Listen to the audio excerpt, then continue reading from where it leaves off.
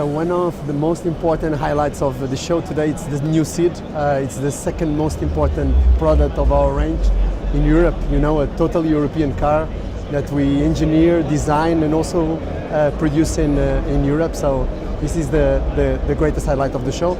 We're also introducing a GT line version of the Kia Rio. That is the third most important product that we have in our range. And we're also bringing enhanced product of the new Optima. So those are the three highlights of the show today. Yeah, I see. So, what's your expectation from new Seed? The expectation on the new Seed is basically to build on the results that we're having with the current generation. As I mentioned, this is the second most important product that we have. We expect that this new generation of Seed would overcome the results of the current generation, and in 2 years will become the #1 seller of the Kia brand in the European region. So we are really looking forward to bring this car into the market. We believe we have a great product that will help us to deliver those numbers in terms of sales.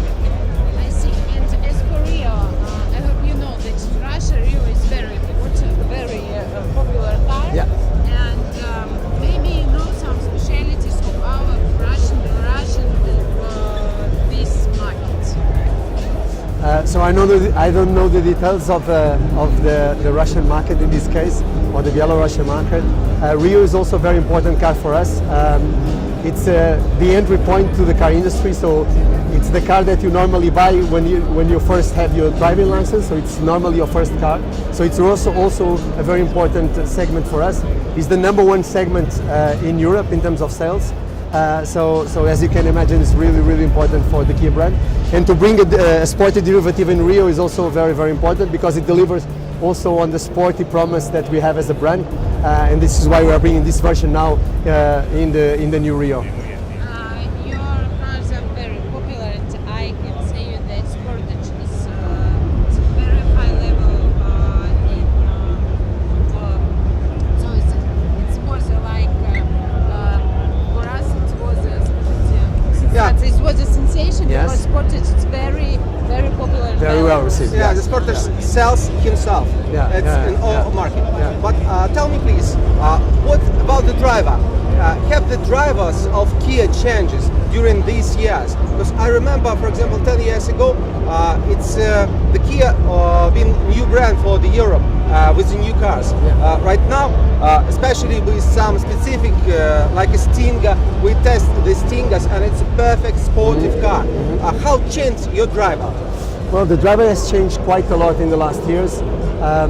I believe that the current generation of products that Kia has is totally different from what we brought into the market like 30 years ago, and that definitely had an impact on our consumers. We are now a mainstream manufacturer in Europe, you know, fighting with the mainstream manufacturers, established mainstream manufacturers in the European region. We believe we have a very complete portfolio of products that is very attractive for European consumers, and you have seen the change in those consumers. For instance, as an information data, the price paid to dealer of the Kia cars currently is above a lot of the mainstream manufacturers, European manufacturers. So you can see that we have step by step increased the quality of the cars, the design of the cars, and we are a very attractive brand for the European consumers currently in the market. And as for Seed, I see the design is changed, and what else? What important changes you can notice? So one of the main changes is in fact design. We are skipping the 3-door derivative that we had in the previous generation, and we are making the 5-door derivative. So this version that you are seeing here, much more sporty. The car is lower, is wider. So basically we're having a 5-door. It's much sportier than the previous. So the one we have currently in the market. You can see that the cabin went slightly backwards, so the car looks longer, although the car in terms of dimension has the same dimensions as the current generation. We were also able to offset the headroom in the car because we've decreased the H points of the seats. So basically you have the same space for the hand inside the car. So we did a lot of engineering work in order to have a more sporty car, to have a more dynamic look in the next generation, but still delivering on the needs of the consumers of this segment. Because it was very good that the eldest version, and there are lots of place there. You can't imagine when you are in the car a lot of places. It's great. It's Yeah. good. Also, the quality of the interior quality was enhanced compared with the current generation. We have much more technology.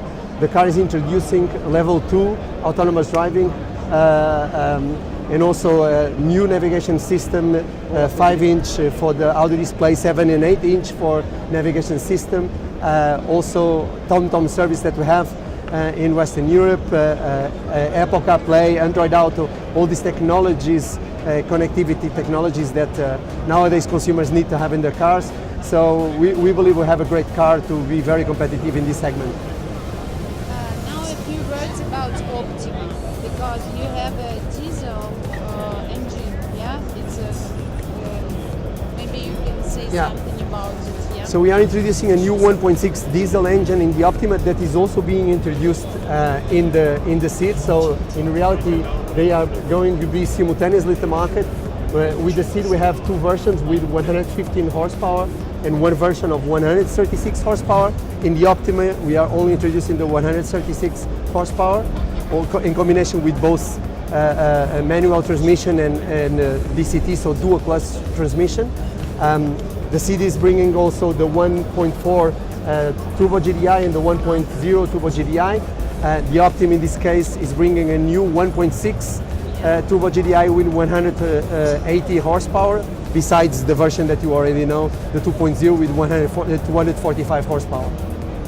So I see next. And Kia strategy concerning green eco models, because it's a brand today, and maybe say something. Well, we have introduced last year the new, so we have launched Niro 2 years ago. Last year we have launched the plug-in hybrid version of Niro. We have launched also the plug-in hybrid version for the Optima wagon that you are seeing here in the booth. This year we're going to introduce also more eco-friendly cars. We're going to be launching the EV version, so the full electric version of Niro by the end of the year, and also the new generation of the Soul EV. So the Soul is basically, as you know, the current electric car. We're going to be launching the new Soul by the end of this year. So we're going to be launching 12 new eco-friendly products until 2021. So we think we have a gigantic range of cars already in the market, and we're going to enhance that range in the next years as well. Okay, and what are your personal expectations of this show? Well, I say this show, I didn't have the opportunity still to go around the show, so I didn't have even the opportunity to see my colleagues. Geneva is a very special show in Europe. It's first of all, it's very manageable. You have the brand's very concentrated. It's very easy to see all the products and so on. It's normally where you see the novelties, what is coming new into the market. I think the trends today in this show will be around crossovers and SUVs and electrification in general. That is, those are two key trends in the European market, and I think that more or less those will be reflected also in our competitors like connectivity and infotainment. So this is basically what I'm expecting. I'm expecting people to enjoy it and really to come to and watch the show.